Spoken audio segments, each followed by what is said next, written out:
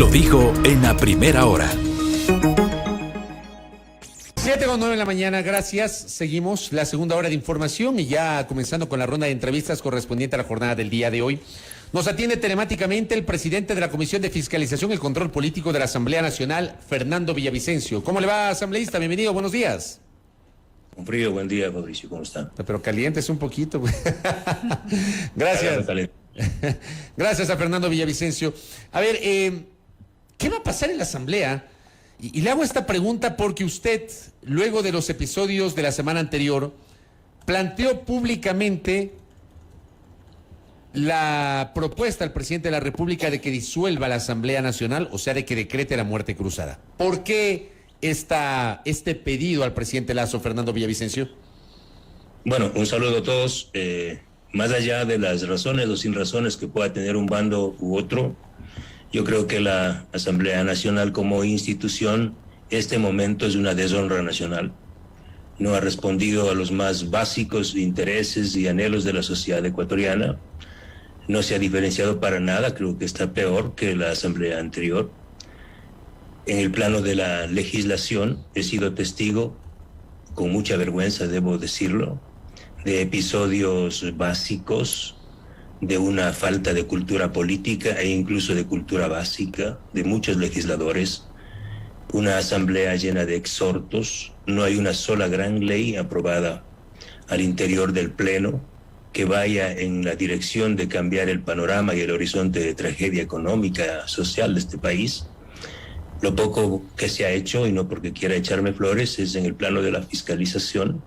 Hay una marcada diferencia con los parlamentos anteriores, con las asambleas anteriores. Hemos liderado 6 juicios políticos, 4 o 5 con la remoción de los funcionarios. Llevamos adelante 60 casos de investigación muy polémicos, muy duros de los últimos 20 años, de casos de corrupción grandes. Es decir, nos hemos empeñado por cumplir y por honrar lo que ganamos. Y en eso yo soy absolutamente categórico. En campaña, en la segunda vuelta, yo hice un acuerdo con el presidente, con el candidato Guillermo Lasso, y uno de los planteamientos era la transformación radical de la Asamblea Nacional en un parlamento bicameral mucho más pequeño, con calificación para los candidatos a ser legisladores o senadores en este caso. Otra consulta que apuntaba a la eliminación del Consejo de Participación Ciudadana. Y hoy sí soy partidario. Yo mismo me voy enseguida, si esa es la decisión. Primerito estaré en la lista de largarme de esa asamblea, porque no responde a los intereses ciudadanos. Por eso le he planteado, no puedo hacer más que eso, pedirle al presidente Guillermo Lasso, incluso creo que ya va siendo un poco tarde, pero es un planteamiento que yo lo he hecho desde el comienzo, porque desde el comienzo cuando entré pude notar esto y sé que no va a haber una salida. No hay una salida si no hay una transformación radical. Por eso yo sigo insistiendo que el presidente debe no hacer circular por ahí esos decretos que algunos dicen que son chimbos, sino ejecutar. Es un recurso que lo institucionalizó el correísmo, ¿sí? La muerte cruzada. Creo que es hora de que el presidente de la República haga uso de ese instrumento y que nos vayamos todos a la casa y que venga un parlamento mejor, más calificado, más honrado. Asambleísta Villavicencio, buenos días. En esta misma línea y a propósito de lo que señala, esto también se sustenta en esta tesis que la ha esgrimido la señora presidenta de la Asamblea Nacional en el sentido de que hay un intento de golpe en el legislativo. Más allá de lo que señalo, que es un tema de fondo, el tema de la coyuntura, yo debo decir, el país conoce, ustedes saben que uno de los principales críticos, cuando el Correato cerró filas para defender a Guadalupe Llori, fui yo uno de los principales críticos a la gestión de la presidenta. Pero una cosa es ser críticos y otra cosa es pretender desinstitucionalizar la poquísima institucionalidad que existe. Esta escuálida democracia parlamentaria que tenemos, que se lo pretenda sacudir como a lo bestia. Eso es lo que está pasando en la Asamblea. Y no es cierto, Fabricio, que no existen documentos, que la presidenta no lo haya revelado. Es una cosa, pero yo mismo he revelado. Yo tengo en mis manos, y hice público la semana anterior, un proyecto de resolución que fue trabajada en el cuartel general del Correato y del Partido Social Cristiano, orientado a que el Pleno de la Asamblea, en forma inconstitucional, ilegal, violando la Constitución y la Ley Orgánica de la Función Legislativa, con una mayoría de 70 votos, disponga a la Comisión de Fiscalización el adelanto del juicio a los miembros del Consejo de Participación Ciudadana. Esto es una atrocidad jurídica, porque usted sabe, Fabricio, claramente el país sabe que la Ley Orgánica de la Función Legislativa establece claramente la prioridad y el orden de los juicios. No es posible llevar adelante dos juicios políticos a la vez, juicio que sale, juicio que entra. Y tenemos este momento 4 juicios políticos antes, si no me equivoco, del juicio político planteado al Consejo de Participación Ciudadana. Yo no me iba a prestar para eso, no me voy a prestar para eso. Es más, he dicho, el momento en el que eso suceda, yo presentaré mi renuncia a la presidencia de la Comisión de Fiscalización y que sean ellos los que vengan a hacer el trabajo sucio. Es más, esto contradice groseramente los postulados políticos de quienes están liderando la fiscalización. Nos dicen que es tan importante y urgente echarse abajo al Contralor porque está violando la ley, porque no controla. Nos dicen que es tan importante y urgente sacar al Procurador General del Estado porque está vulnerando la Constitución y la ley. Nos dicen que es importante y urgente echar abajo a los miembros del Consejo Nacional Electoral. ¿Cómo así quieren cambiar de criterio? Y ahora es más importante sacar al Consejo de Participación. Eso que acaba de señalar, es el orden de los juicios políticos. A ver, en este momento la Comisión de Fiscalización está llevando adelante la sustanciación del pedido de juicio político en contra del Contralor General del Estado subrogante, Carlos Riofrío. Después de ese juicio político viene el proceso contra el doctor Íñigo Salvador Crespo, Procurador General del Estado. Después viene contra los miembros del Consejo Nacional Electoral y de allí recién vendría contra el Consejo de Participación Ciudadana. ¿Ese es el orden, asambleísta? Y ahí viene el juicio planteado también por ellos. Y todos los juicios vienen de ese mismo cuartel general. El juicio en contra del Consejo de la Judicatura. Y luego del Consejo de la Judicatura vienen 2 pedidos de juicio político en contra, el uno de los 4 miembros de mayoría del Consejo de Participación Ciudadana. Ese primero. Y el otro en contra de los 7. Así fue notificado, asambleísta, nada más para precisar. ¿En ese orden fue notificado a la comisión? ¿Primero a los 4 y luego a los 7? Exactamente, pero esto a nosotros nos permitiría, en el caso del Consejo de Participación Ciudadana, fusionar las dos solicitudes en uno solo, si existe un hecho de conexidad. A ver, entonces, con este orden estaríamos hablando.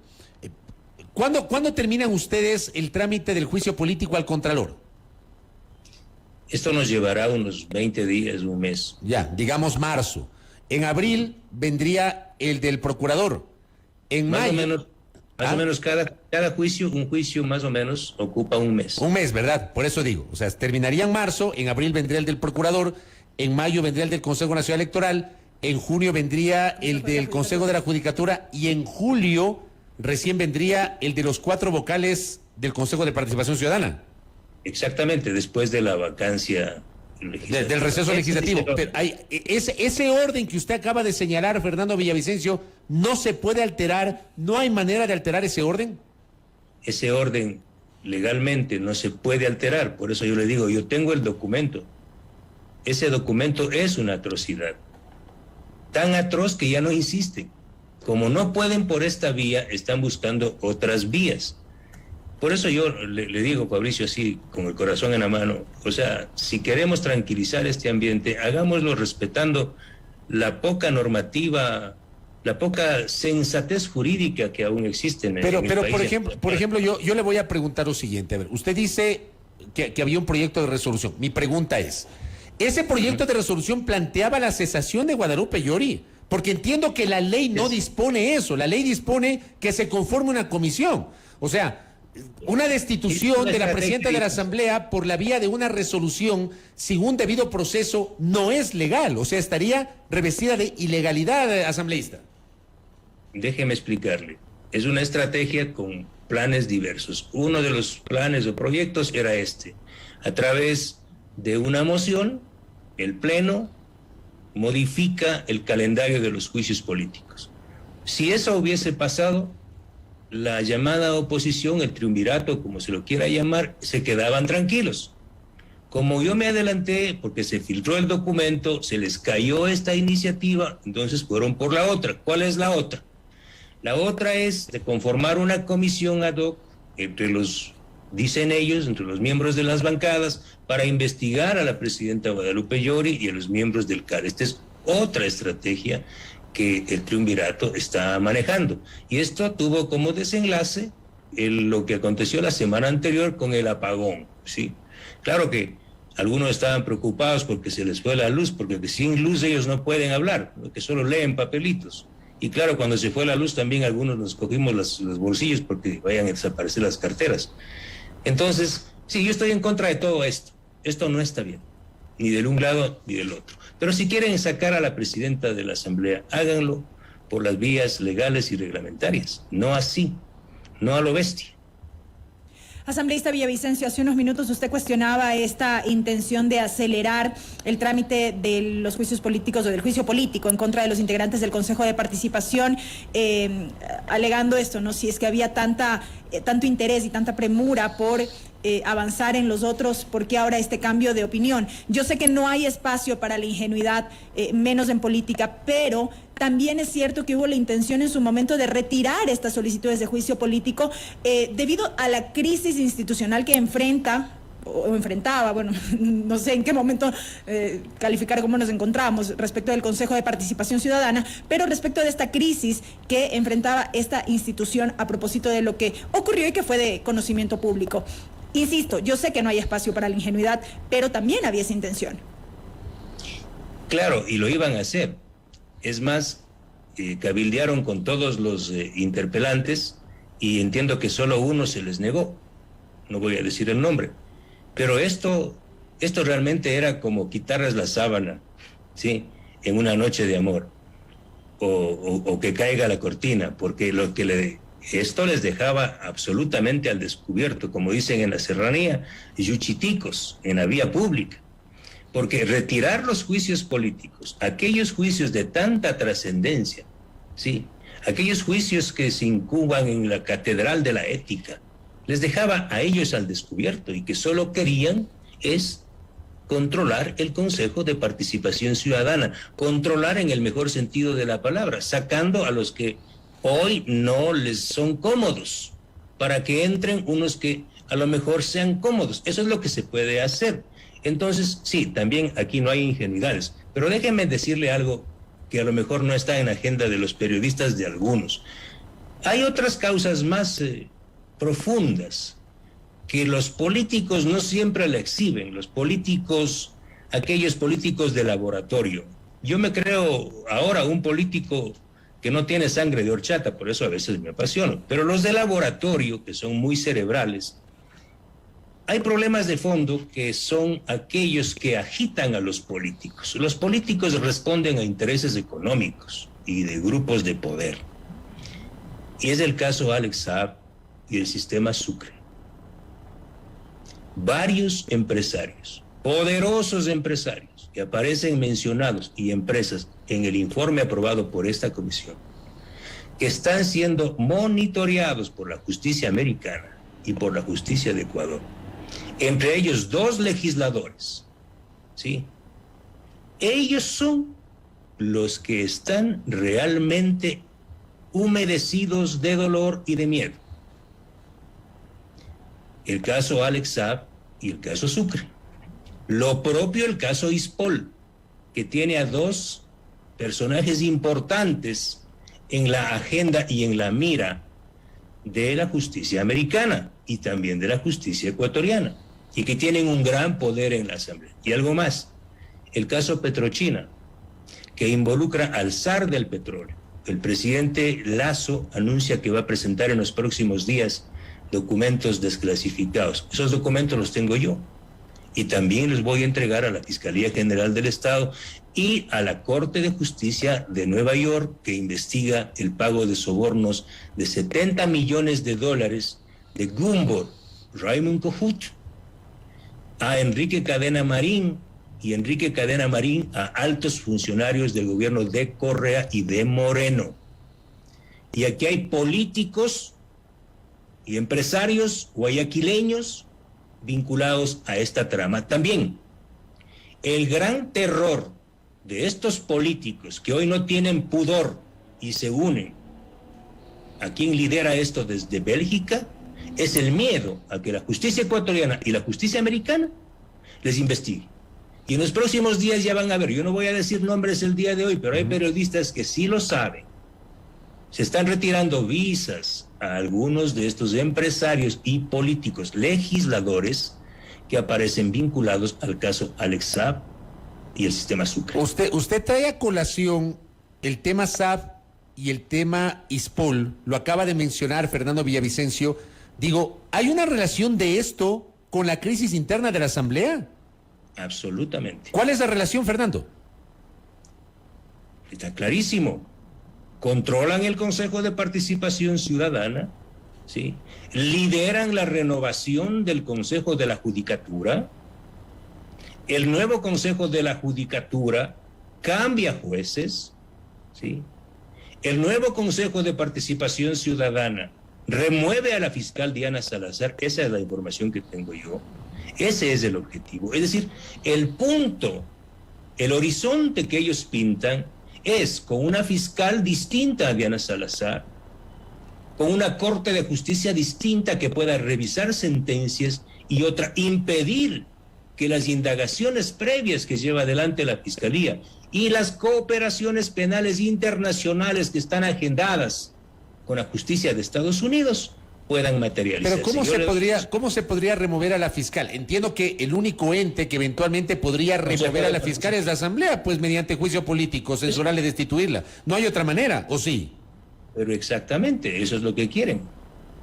¿Quién estorba en la Comisión de Fiscalización? Villavicencio y 3 más.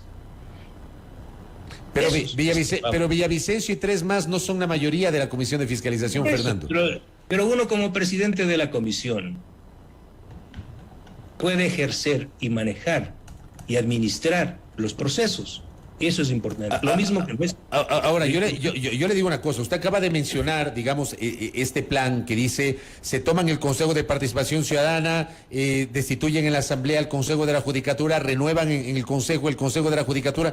Pero el Consejo de la Judicatura no es que solito lo renueva el Consejo de Participación Ciudadana. Yo me permito recordarle que los 5 vocales del Consejo de la Judicatura vienen de diversas vertientes. Hay un representante de la Corte Nacional de Justicia, hay un representante de la Fiscalía, hay un representante del Ejecutivo, hay un representante de la Defensoría Pública, si mal no recuerdo. O sea, no es que son estos sectores políticos los que ponen, Fernando.